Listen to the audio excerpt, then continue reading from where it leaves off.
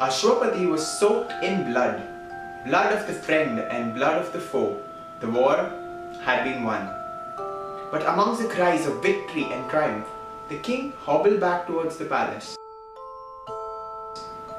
Something seemed to trouble him. Under the trapdoor was a bed of rustly dry leaves, and on the bed of rustly dry leaves lay the queen in labor. There was a scream, and then silence, silence, and then a cry. The last breath of the queen was the first of the princess. The one born at the victory hour of the kingdom of Kaikeyi came to be known as Kaikeyi. Sparks flew from the clash of lustrous iron shields and iron swords. On one side, the future king aged 24. On the other, the future bride aged 14. She grew up amongst 7 boys, thinking that she was one, not knowing why she was not to sing and dance while the boys fought it out in the mud. And a few years later, the palace was filled with music and madness. People flocked from nations far and wide. Kings arrived from lands unknown. Kings who wanted to take the bride home. And the princess, hair that opened, body laden with metals of beauty and not metals of war. She had asked for the choice of whether to marry, and she was given the choice of whom to marry.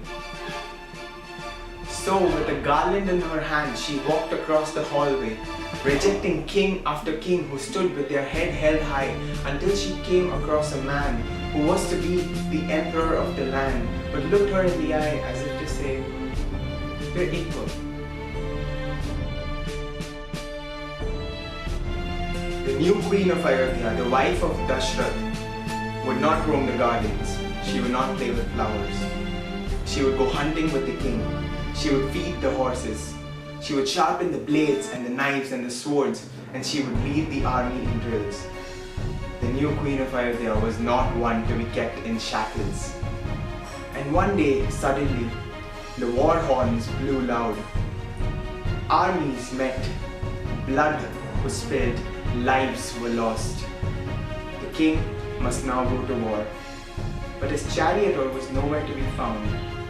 And at that moment, down the stairs came a mysterious warrior, fully clad in shiny armor and equally shiny hair tied up in a bun. The queen with fiery eyes took the reins of the horse. And amongst the cries of men who killed and men who were killed was the cry of a king as arrows pierced him, and the screech of chariot wheels as arrows jammed it. The life of the king is the life of the kingdom, and the kingdom must be saved. And so the charioteer with shiny armor and equally shiny hair tied up in a bun freed the chariot wheel and bolted towards the castle gate in the setting sun. The life of the king was saved. And so a boon was granted by the king to the warrior, a boon that would be asked for at a later time. So this was the story of Kaikeyi, Rama's stepmother. If you like the story, leave a thumbs up and leave your thoughts in the comments below. If you want to see more videos like this, please hit the subscribe button.